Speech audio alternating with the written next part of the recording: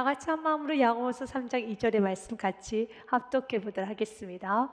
우리가 다 실수가 많으니 만일에 말에 실수가 없는 자라면 곧 온전한 사람이라 능히 온몸도 굴레 씌우리라. 아멘. 사랑하는 여러분, 인생을 살다 보면 실수를 좀 하게 되죠. 그 중에 가장 많은 실수를 하는 것은 말의 실수일 것입니다. 내가 그 말 하지 말았어야 되는 건데, 내가 그렇게까지 말할 필요가 없었는데 라고 하면서 후회를 합니다. 우리는 말로 인해서 많은 상처를 받고 상처를 주기도 합니다. 그런데 성경은 말에 실수가 없는 자라면 그런 자는 온전한 사람이야 라는 이 말은 말에 실수가 없다라는 것은 불가능한 일입니다 라는 그런 전제를 가지고 있습니다. 그렇습니다. 우리가 말에 실수를 해서는 안 되지만 말에 실수를 하지 않고 산다는 건 정말 불가능한 일이죠. 그렇다 해서 우리가 말에 실수하는 것을 성경에서는 묵인하는 건 아닙니다. 성경은 오늘 강력하게 말하고 있습니다. 말에 실수를 했을 때 이 말의 파급력이 너무 무섭고 너무 강력하기 때문에 말에 실수를 하면 안 된다라는 말을 하고 있어요. 그렇기 때문에 주님, 나의 언어를 다스려 주시고 나의 혀를 다스려 주시옵소서. 세상의 사람들은 새나 벌레나 동물과 생물들을 다 다스립니다. 다 통제를 합니다. 그런데 혀만큼은 통제가 안 된다는 겁니다. 7절과 8절 말씀에 보면 이렇게 되어 있습니다. 여러 종류의 짐승과 새와 벌레와 바다의 생물은 다 사람이 길들일 수 있고 길들여 왔습니다. 그러나 8절 말씀을 같이 읽습니다. 혀는 능히 길들일 사람이 없나니 쉬지 아니하는 악이요 죽이는 독이 가득한 것이라. 맞습니다. 우리 언어 안에는 독이 있어요. 우리 언어 안에는 사람을 죽이는 독이 있기 때문에 언어를 잘 사용할 수 있어야 되는 겁니다. 우리가 누군가에게 지지와 위로와 사랑의 말을 듣고 인생이 변하는 경우도 있지만 내가 30초 동안 들었던 그 부정적인 말이 30년을 올가맬 수도 있을 만큼 언어는 죽이는 힘이 있어요. 독과 같습니다. 그래서 아무 말이나 내어 뱉어서는 안 되는 것입니다. 상처를 주는 말을 해서는 안 됩니다. 여러분, 낙담케 하는 말을 해서는 안 됩니다. 하나님을 의심케 하는 그런 말을 해서는 안 되는 것입니다. 우리의 말은 비전의 말, 소망의 말, 믿음의 말, 하나님께 더 가까이 나아갈 수 있는 그런 언어를 써야 되겠습니다. 그 일을 위해서 주님, 나 또한도 원하지만 쉽지가 않습니다. 그래서 오늘 말씀을 통해서 주님께서 오늘 우리들에게 말하는 것입니다. 내가 도와줄게. 내가 도와줄게. 여러분이 원하시면 돼요. 나 약함을 알고 이렇게 말의 위력이 크다는 걸 알고 주여 나의 혀를 통제하여 주옵소서라고 겸손히 주님께 도움을 구하며 주님을 의지하기 시작하면 주님께서 여러분의 혀를 다스려 주시는 것입니다. 미국의 워싱턴 심리학과 교수였던 엘마 게이츠 교수가 이런 실험을 했다고 합니다. 사람들이 화를 내거나 분노하거나 욕을 하면은 어떤 몸의 현상이 일어날까 실험을 했어요. 그래서 말을 할 때 여러분 나오는 비말이라고 하죠. 침을 분석해 봤습니다. 그 침 속에 있는 침전물 어떤 종류의 화학적 반응이 일어날까라고 실험을 해봤더니요. 평소에 하는 말을 분석해 보니 무색의 침전물입니다. 색깔이 없어요. 그런데 사랑합니다, 고맙습니다, 감사합니다라는 그 말을 할 때 나오는 비말을 모아서 한번 분석해 보니 여러분 분홍색 침전물이 나옵니다. 색깔이 아주 핑크색, 예쁘다고 하더라고요. 그런데 화를 내거나 분노를 하거나 욕을 할 때는 짙은 갈색의 침전물이 나온다고 합니다. 근데 그 게이츠 교수가 조금 더 재미난 실험을 했어요. 그 짙은 갈색의 침전물을 그대로 스포이드에다가 여러분 끌어올려서 흰색의 생쥐에 때 한번 집어넣어 봤다고 합니다. 그랬더니 몇 분이 지나자 그 생쥐가 죽어버렸어요. 우리가 분노할 때, 화날 때, 욕할 때 나오는 그 갈색 침전물은 생쥐를 죽일 수 있는 뭔가 독이 있구나. 그래서 그 침전물을 향해서 분노의 침전물이라고 결론을 내렸다고 하더라고요. 맞습니다. 우리가 화를 내거나 분노하거나 욕을 하게 되면은 상대방이 죽어가요. 그런데 상대방은 죽지 않습니다. 여러분, 나부터 죽어가기 시작하는 겁니다. 그래서 주님께서는 오늘 우리들에게 말하는 거예요. 입술을 다스리라고요. 분노에 섞인 말을 하지 말라는 겁니다. 저주스러운 말을 하지 말라는 것입니다. 시편의 107편, 109편, 17절과 18절 말씀도 주님 우리에게 경고를 좀 했습니다. 너희가 이웃에게 저주하는 것은 그 저주가 다 나에게로 돌아온 것이란다. 그가 저주하기를 좋아하더니 남이 험담하기를 좋아하고 불평하기를 좋아하고 비난하기를 좋아하고 참 부정적 말하기를 좋아하더니 그것이 자기에게 임하고 축복하기를 기뻐하지 아니하더니 복이 그를 멀리 떠났으며. 복받기 원합니까? 축복의 말하십시오. 복받기 원합니까? 예수 그리스도 복음 전하시길 바라겠습니다. 그래서 오늘도 저와 여러분은 이 시간 예배를 들으셔야 되고요, 충만함을 받으셔야 되고요, 다시 한번 구원의 감격이 넘치셔야 되며 하늘나라 그 천국을 나의 가슴에 품어야 되는 겁니다. 품지 않으면 우리는 자꾸 내가 원하든 원하지 않든 부정적인 말이 쏟아져요. 세상 말이 쏟아지는 겁니다. 그러나 내가 구원의 감격이 회복되기 시작하면 내 삶 가운데 놀라운 역사가 일어납니다. 연년 18절 말씀까지 계속 읽겠습니다. 또 저주하기를 옷 입듯 하더니 저주가 물같이 그의 몸속으로 들어가며 기름같이 그의 뼛속으로 들어갔나이다 라고 합니다. 맞습니다. 누군가를 저주하면, 불평을 하기 시작하면 그 모든 말이 나의 뼛속에, 내 안에, 오장육부에 가득가득 채워져요. 주님은 우리가 부정적인 말을 하기 원하지 않습니다. 믿음의 말, 소망의 말, 비전의 말을 하기 원합니다. 그 일을 위하여서 성경 우리들에게 3절에 입술에 재갈을 물리십시오라는 말합니다. 우리가 말들의 입에 재갈을 물리는 것은 우리에게 순종하려고 그 온몸을 제어하는 것이다 라고 합니다. 말에게 여러분 은색깔이 되는 여러분 쇠 막대기를 입에다 물려요. 그리고 거기다 곱비를 달아서 주인이 움직이는 대로 그 말이 움직이는 것처럼 주님은 동일하게 우리들에게도 입술에 재갈이 물려지기 원합니다. 입술에 막대기가 있어야 되는 겁니다. 입이 다물어야 될 때가 있고 말을 해야 될 때가 있어요. 다물어야 될 때 입을 다물어야 되는 겁니다. 그래서 성경은 침묵에 관해서 굉장하게 귀하게 다룹니다. 잠언의 말씀에 보면 이렇게 돼 있어요. 잠언 17장 28절 말씀에 미련한 자라도 잠잠하면 지혜로운 자로 여겨지고 그의 입술을 닫으면 슬기로운 자로 여겨지느니라. 아멘. 아주 미련해도 입술만 닫아도 지혜로워져요. 또한 잠언의 말씀 18장 6절 말씀에도 미련한 자의 입술은 다툼을 일으키고 그의 입은 매를 자청하느니라 라고 되어 있는 것처럼 내 입술이 재갈을 물릴 수 있어야 되는 겁니다. 내 입술이 말을 해야 될 때는 말을 해야 되지만 말하지 말할 때는 침묵할 수 있어야 되는 겁니다. 어떤 그 말을 할 때도 언제나 여러분 삶 가운데 이 말이 참말인가? 이 말이 꼭 필요한 말인가? 어떤 이 말이 친절한 말인가를 좀 한번 생각하고 말을 해야 되는 것입니다. 유대인의 격언 중에 말을 할 때는 3가지 황금문을 지나야 됩니다 라는 말을 합니다. 첫 번째 문은 참말인가? 지금 내가 전하고자 하는 그 말이 거짓말인가 참말인가? 나의 생각을 가지고 모든 사람이 다 그래 라고 과장하며 이웃들에게 거짓 증언하는 것은 참말이 아니에요. 이것은 내 생각일 뿐이고 내 감정일 뿐입니다. 소문일 뿐입니다. 확실하게 진위 여부도 밝혀지지 않았습니다. 공론화되지도 않았습니다. 그런데 마치 공론화된 것처럼 진위 여부가 밝혀진 것처럼 모든 사람이 다 그렇게 생각하는 것처럼 과장해서 말을 한다라면, 거짓으로 말한다라면 그 말을 하면 안 되는 겁니다. 그래서 성경 제9계명에 내 이웃에 대해서 거짓 증언하지 말라라는 말씀이 있어요. 또한 그 말이 참말이기는 해. 그런데 그 말이 꼭 필요한 말인가?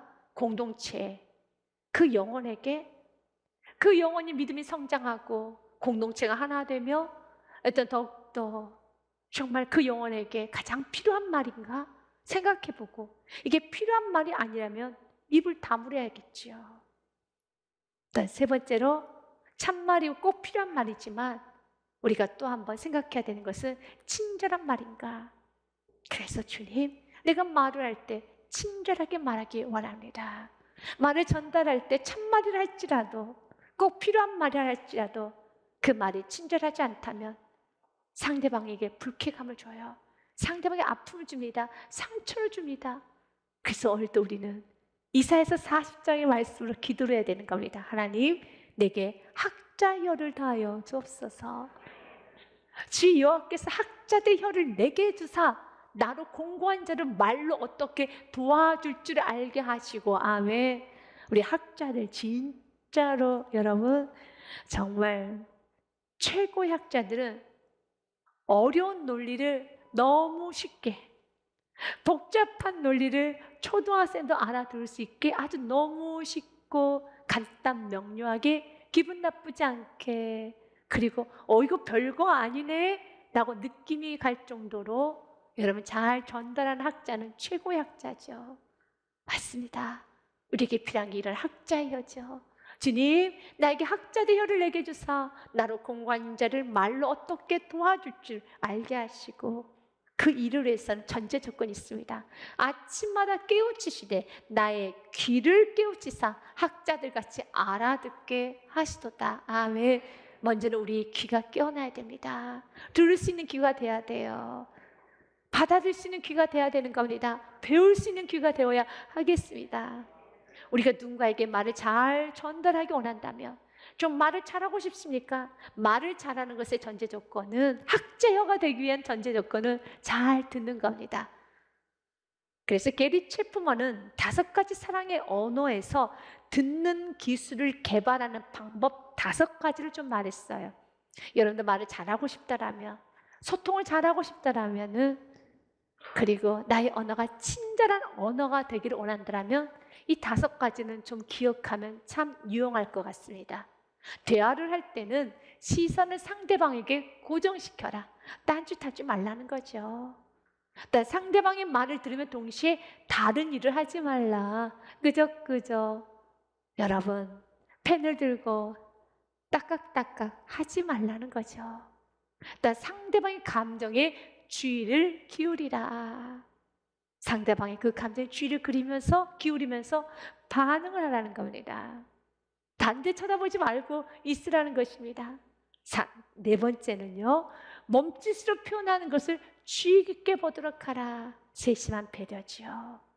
5번째는 상대방의 이야기를 가로막지 말라. 끼어들지 말라는 거지요. 끝까지 들으라는 것입니다. 우리는 대화를 할 때 상대의 말을 주의 깊게 듣기보다는 언제 내가 해야 될 말을 할까라고 내가 들어갈 그 기회만, 타임만 보게 될 때가 있어요.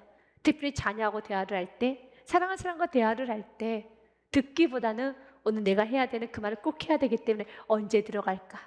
언제 내가 끼어서 들어가서 내 말을 하고 나올까라고 하는데, 야고보서 1장의 말씀도 우리에게 이렇게 말을 했었지요.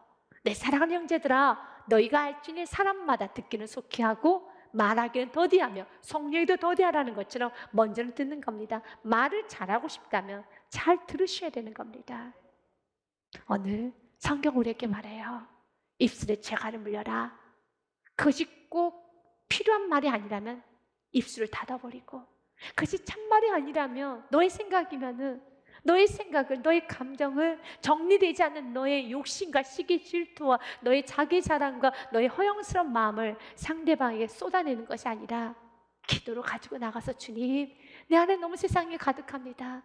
내 안에 너무 교만이 가득합니다. 전 주님께 가지고 나가고, 이 말이 친절한 말이 되지 않는다면 지금은 기도할 때인가 보나 라고 좀 기도할 수 있다라면 여러분 삶 가운데 아주 놀랍게 아름다운 여러분 삶 속에 귀한 성품의 언어가 아름다운 여러분을 통해서 귀하고 아름다운 역사가 일어나는 것입니다. 그러면서 좀 더 구체적으로 말에 대한 영향력에 관하여서 4절부터 6절 말씀까지 기록이 되어 있어요. 말엔 위력이 있습니다. 힘이 있습니다. 먼저 4절 말씀은요, 또 배를 보라. 그렇게 크고 광풍에 밀려가는 것들을 지극히 작은 키로서 사공의 뜻대로 운행하나니라고 했습니다. 배는 굉장히 크기가 크죠. 무게도 굉장히 많죠. 그런데 그 거대한 배가 광풍이 몰아닥치면 휘청합니다. 여러분, 배가 뒤집히려고 합니다. 그런데 여러분, 잘 아는 사실 한 가지가 있지 않습니까? 광풍에 밀려서 휘청거리고 뒤집어지는 그 배를 잡고 있는 게 하나 있죠. 배 안에 있는 작은 키.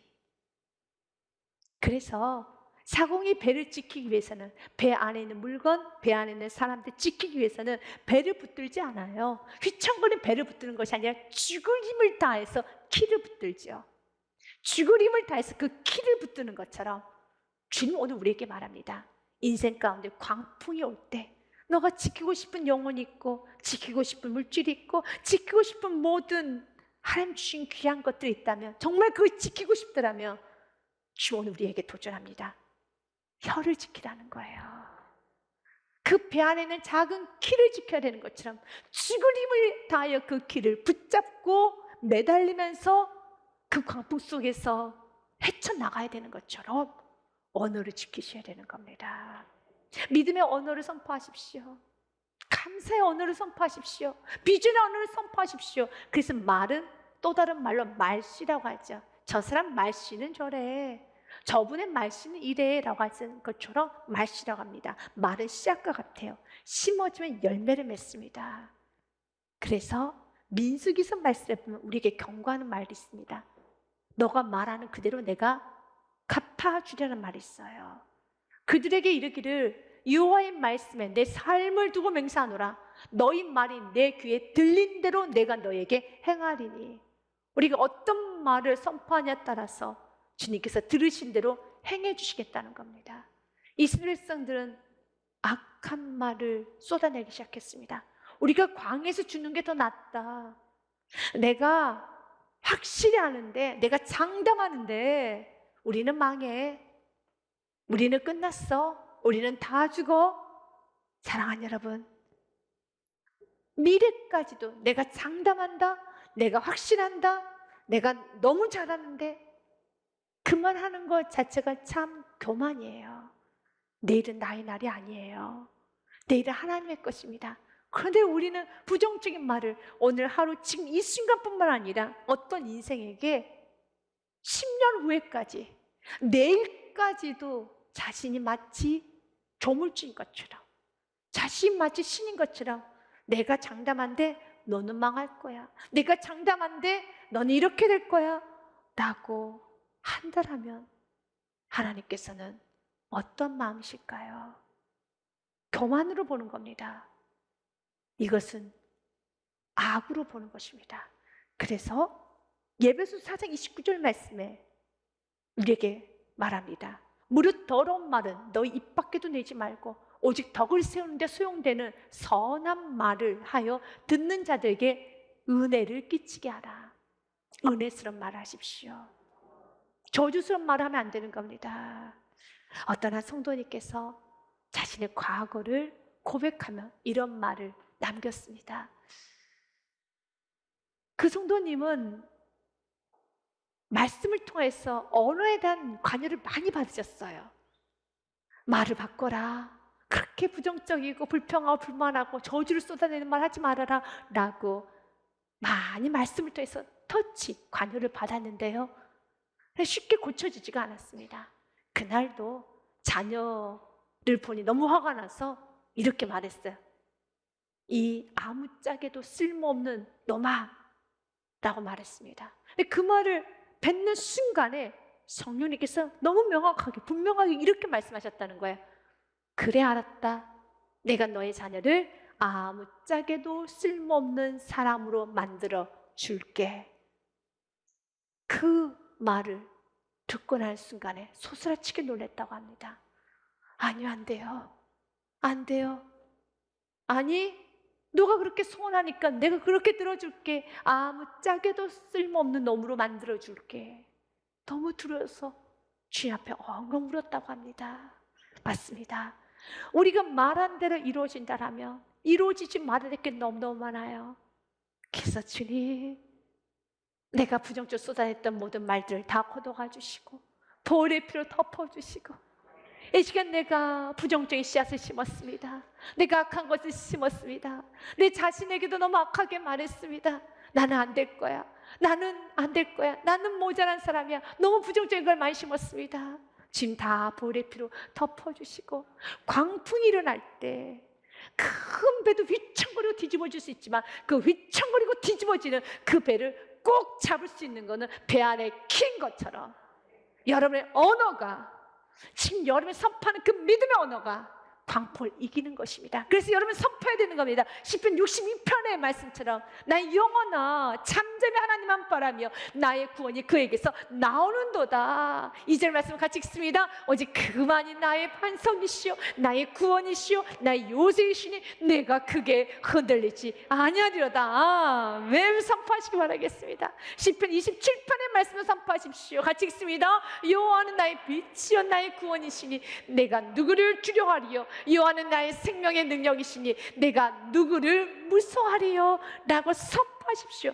때로는 여러분 마음이 시편 27편 1절의 말씀처럼 온전히 되지 않을 때도 있어요. 그러나 오늘 말씀을 듣고 이 광풍에서 이길 수 있는 것은 나의 혀기 때문에, 내 혀를 놔버린 순간에 배 안에 있는 그 키를 놔버리면 그 배는 침몰해요. 그 배는 완전히 파손되는 겁니다. 나는 내 마음은 지금 여전히 두렵지만, 광풍으로 인해서 여전히 힘들지만 그런 믿음으로 선포하겠습니다. 믿음을 선포하면서 혀에 재갈을 물립니다. 이 작은 혀를 꼭 잡고 감사의 씨앗을 뿌리겠습니다. 말씨를 바꾸겠습니다. 믿음의 씨앗을 뿌리겠습니다. 비전의 씨앗을 뿌리겠습니다. 소망의 씨앗을 뿌리겠습니다. 반드시 거두게 되는 것입니다. 사랑하는 여러분, 광풍 때 지키고 싶은 게 있습니까? 파손되지 않는 인생이 되기 원합니까? 입술을 지키십시오. 입술을 지키십시오. 왜냐하면 그 입술은 여러분 광풍을 이길 수 있는 강력한 힘이 되기도 하고, 또한 그 입술은 독이 되기도 하기 때문에 그렇습니다. 5절과 6절 말씀에 보면 이런 말씀이 있어요. 이와 같이 혀도 작은 지체로 돼 큰 것을 자랑하도다. 보라, 얼마나 작은 불이 얼마나 많은 나무를 태우는가. 맞습니다. 아주 자그마한 불이 나무 전체를 다 태워버리는 것처럼 내가 광풍 때 쏟아냈던 부정적인 말이 어떤 누군가의 인생을 완전히 다 태울 수 있어요. 여러분, 공동체를 파괴할 수 있습니다. 6절 말씀까지 같이 읽겠습니다. 같이 읽습니다. 혀는 곧 불이요 불의의 세계라. 혀는 우리 지체 중에서 온몸을 더럽히고 삶의 수레바퀴를 불사르나니 그 사르는 것이 지옥불에서 나느니라. 지옥불과 같아요. 지옥불에서 끌어오는 것 같습니다. 그렇기 때문에 주님, 내가 이 불을 밖으로 뱉어내므로써 어떤 누군가도 죽이고 누군가도 무너뜨리는 인생이 아니라 정말 강풍 속에 가정이 있다라면, 믿음의 사람은 자 여러분, 우리 모두가 믿음의 언어를 선포함으로써 믿음이 연약한 자를 이끌어 세워야 되는 것입니다. 믿음 있는 내가 여러분 지옥불에서 나오는 그 독한 말을 쏟아내서 믿음이 정말 연약하고 아무것도 없는 그 사람까지 무너뜨려 버리는 것이 아니라, 가정 전체를 파괴시키는 것이 아니라, 주님 나에게는 말에 힘이 있습니다. 나에게는 말의 권세가 있습니다. 내가 있는 힘을 다해서 배의 키를 붙잡는 것처럼 그 나무와 산이 다 타버리지 않도록 주님 다시 나에게 믿음을 다하여 주시옵소서. 베드로가 여러분 너무 두려웠어. 예수님을 저주까지 했잖아요. 부인하지 않았습니까? 이만큼 우리는 두려우면 아무나 쏟아내요. 그렇지만 여러분 안에 계신 성령님이 여러분 붙잡아주고 믿고 오늘도 우리는 주님께 이런 고백해야 되는 겁니다. 시편 141편의 말씀에 주여 내 입술에 파수꾼을 세워 주옵소서. 같이 읽습니다. 여호와여 내 입에 파수꾼을 세우시고 내 입술의 문을 지키소서. 아멘. 다스림 받기 원합니다. 주여 지켜주시옵소서. 그 누구도 혀를 기를 수 있는 사람은 없다고 합니다. 그러나 내 안에 계신 성령님은 나의 혀를 다스릴 수 있습니다. 그 성령님께 여러분의 의지를, 여러분의 감정을, 여러분의 혀를 내어드리시고 언제나 성령님께서 나를 사로잡을 수 있도록 주님께 맡기십시오. 오늘도 여러분 예배드리는 이 순간에 여러분이 말씀을 듣고 도전했으면 주여 나를 다스려 주옵소서. 나의 언어를 다스려 주시사 아버지 나의 말씨가 거룩한 씨가 되기 원합니다. 비전의 씨가 되기 원합니다. 소망의 씨가 되기 원합니다. 나 고백하기 시작할 때 여러분의 계신 성령은 여러분의 입술을 붙잡아 줄 것입니다. 다스려 줄 것입니다. 이번 한 주간도 성령의 다스림을 온전히 받아서 가는 것마다 여러분 아름다운 여러분 씨를 심는 비전과 축복과 감사의 씨를 많이 많이 심으로써 여러분의 삶 속에 아름다운 에덴 동산의 축복이 있으시길 주님 이름으로 축복드립니다.